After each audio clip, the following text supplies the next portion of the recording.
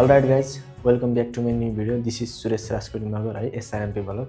So तपाईहरुलाई फेरि पनि स्वागत छ यो नयाँ भिडियोमा आफ्टर लङ टाइम है अलिकति बीचमा चाहिँ ग्याप भयो. सो आज चाहिँ मैले ब्रिटिश आर्मी तथा सिंगापुर पुलिस फोर्सको फाइनल सेलेक्सनको बारेमा इन डिटेलमा भन्ने छु अनि पछि गएर हाम्रो इन्टरभ्यु टिप्स देखि लिएर अब सबै अब ब्रिटिश आर्मीको कुरा गर्नु पर्दा रेजिमेन्टहरुको भिडियो चाहिँ छुट्टै आउने छ.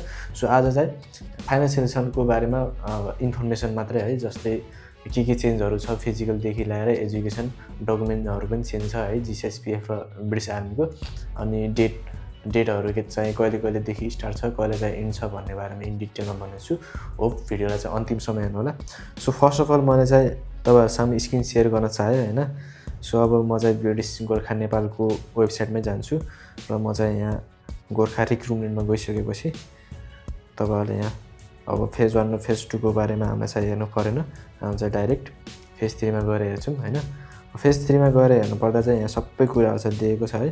अब मेडिकल देखि लिएर अब फिजिकल है मेडिकलमा चाहिँ हामीले के गर्नु पर्यो है के गर्नु भएन अनि फिजिकल एसेसमेन्टहरुमा चाहिँ हाम्रो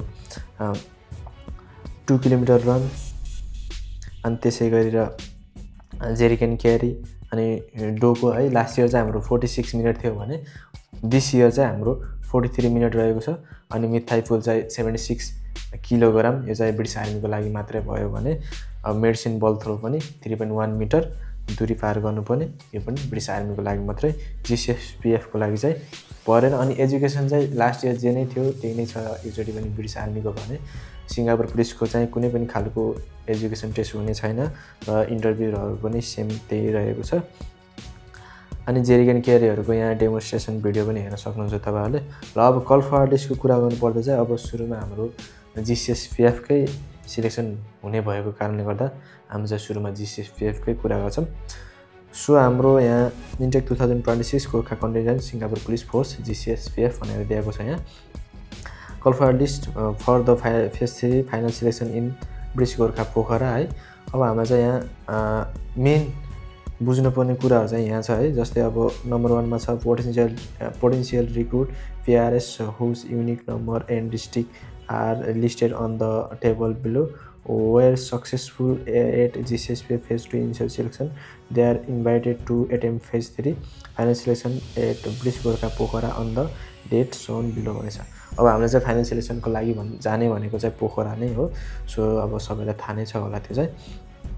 अब मेन भनेको हामीले डकुमेन्टहरुको कुरा गर्नु पर्दा चाहिँ नम्बर 1 मा रहेको छ नागरिकता है एनपीपी अनि नम्बर 2 मा चाहिँ छ हाम्रो मेसिन हैन. अब यो चाहिँ पासपोर्ट ई पासपोर्ट भयो अझ लगभग सबै जनाको ई पासपोर्ट नै होला. र नम्बर सी को कुरा गर्नु पर्दा चाहिँ हाम्रो नेक्स्ट अफ किङ फर्म हैन त्यो चाहिँ अब क्याम्प भित्रै दिएको हुन्छ सबैले त्यो चाहिँ राखिराख्नु भयो होला. अनि नम्बर 3 मा चाहिँ के भनेछ भन्दाखेरि the candidate are required to bring the following additional documents भनेछ है. यो खालको डकुमेन्ट चाहिँ हुन पर्यो तपाईसँग. नम्बर ए मा रहेको छ नाता प्रमाणपत्र है relationship certificate including all family members भनेको हाम्रो नाता प्रमाणपत्र जस्तै हाम्रो फ्यामिलीमा सबै मेम्बरहरुको नाता प्रमाणपत्र लगेर जानु पर्यो. अनि नम्बर बी मा चाहिँ हाम्रो the highest education qualification certificate and marksheet है यो पनि लिएर जानु पर्यो. तपाईहरु म्याक्सिमम चाहिँ +2 नै पास गरेको हुन्छ. सो त्यही भएर तपाईहरु +2 कुनै तपाईको त्यस्तो खालको के अचिभमेन्टहरु छ भने लगेर जादा राम्रो. अनि नम्बर सी मा छ marriage certificate if married are and required NPP and passport of wife. अब यदि तपाईहरु चाहिँ म्यारिड हुनुहुन्छ भने अब वाइफको नागरिकता अथवा नागरिकता वाइफको पासपोर्ट लगेर जान सक्नुहुन्छ. अनि नम्बर डी मा भनेको छ birth certificate of PRS children. अब तपाईहरुको बच्चा-बच्ची छ भने तपाईको बच्चा-बच्चीको चाहिँ बर्थ सर्टिफिकेट लगेर जानु होला. र हाम्रो टाइमको कुरा गर्नु पर्दा चाहिँ हाम्रो मर्निङमा 6 बजे भित्र चाहिँ त्यहाँ क्याम्पमा गइसक्नु पर्ने हुन्छ र 6 बजे र 30 मिनेटमा चाहिँ हाम्रो क्याम्पको गेट चाहिँ क्लोज हुनेछ है.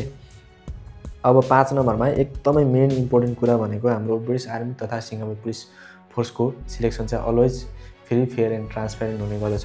सो त्यही भएर हाम्रो 5 नम्बरको यहाँ नम्बरमा पनि भनिएको छ कि all potential recruit and their families are reminded not to give money to anyone for selection हैन.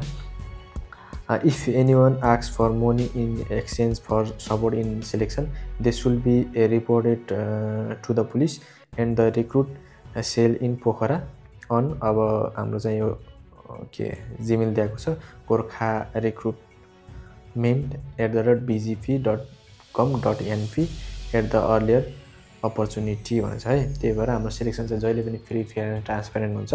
कसैले पैसा मागेको छ भने तपाईँहरू चाहिँ बिल्कुल नै नदिनु होला, अथवा पुलिसलाई रिपोर्ट गर्न सक्नुहुन्छ अथवा डाइरेक्ट बिजिपीलाई रिपोर्ट गर्न सक्नुहुन्छ।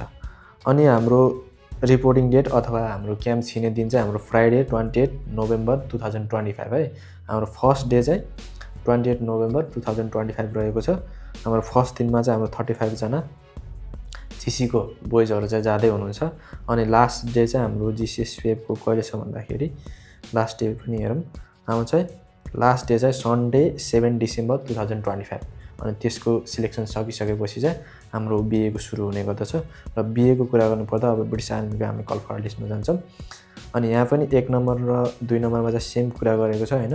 अनि हाम्रो डकुमेन्टको कुरामा गर्नुपर्दा चाहिँ बिएमा चाहिँ अलिकति चेन्ज छ, जुन चाहिँ हाम्रो नागरिकता, पासपोर्ट अनि नेक्स्ट अफ किङ फर्म चाहिँ सेम भयो भने डी नम्बरमा चाहिँ के थपिदिएको छ भने सेक्युरिटी क्लियरेन्स सर्टिफिकेट भनेको यो चाहिँ हाम्रो कुनै पनि क्राइम गरेको छैन हैन भनेर चाहिँ हाम्रो सर्टिफिकेट के भन्छ त्यसलाई पुलिस रिपोर्ट है, त्यो चाहिँ लगेको हुनुपर्यो। तपाईँहरूले यो चाहिँ सिडिओबाट चाहिँ पाउनुहुनेछ। सो अब नम्बर 4मा पनि सेम छ, टाइम चाहिँ हाम्रो जिसीको जस्तै 6 बजे नै हाम्रो कलेज छ हैन। अनि 36मा चाहिँ गेट बन्द हुनेछ। अनि 5 नम्बरमा पनि सेम त्यही कुरा गरेको छ, हाम्रो चाहिँ selection free fair and transparent हुनेछ। अनि रिपोर्टिङ डेट चाहिँ हाम्रो 7 जनवरी 2026बाट रहेको छ हैन ब्रिटिस आर्मीको। अनि फर्स्ट दिनमा हाम्रो 36 जनाको छ। र लास्ट डे चाहिँ हाम्रो कहिले छ भन्दाखेरि लास्ट डे पनि हेरौँ, लास्ट डे चाहिँ हाम्रो 28 जनवरी 2026 है। अनि त्यसपछि चाहिँ हाम्रो 28, 29 अथवा फेब्रुअरीको 1मा चाहिँ हाम्रो के हुन्छ त भन्दाखेरि रिजल्ट डे हुन्छ हैन। अब मेन पोइन्टहरू चाहिँ के भयो भन्दाखेरि मेन चेन्ज भनेको फिजिकलमा चाहिँ हाम्रो डोको ओन्ली डोको रहेको छ, जुन चाहिँ हाम्रो लास्ट इयर 46 मिनट रहेको थियो भने अहिले चाहिँ 43 मिनट रहेको छ। अनि डकुमेन्टको कुरा गर्नुपर्दा चाहिँ जिसिएसपिएफमा चाहिँ हाम्रो नाता प्रमाणपत्र लैजानु पर्यो भने बिएको कुरा गर्नुपर्दा चाहिँ हाम्रो क्राइम गरेको छैन भनेर पुलिस रिपोर्ट लगेर जानु पर्यो। सो आजको भिडियो चाहिँ यति नै छ, पक्कै पनि तपाईँहरूलाई हेल्पफुल भयो होला भन्दै सो आजको भिडियो चाहिँ एन्ड गर्न चाहन्छु। So thanks for watching, see you next video.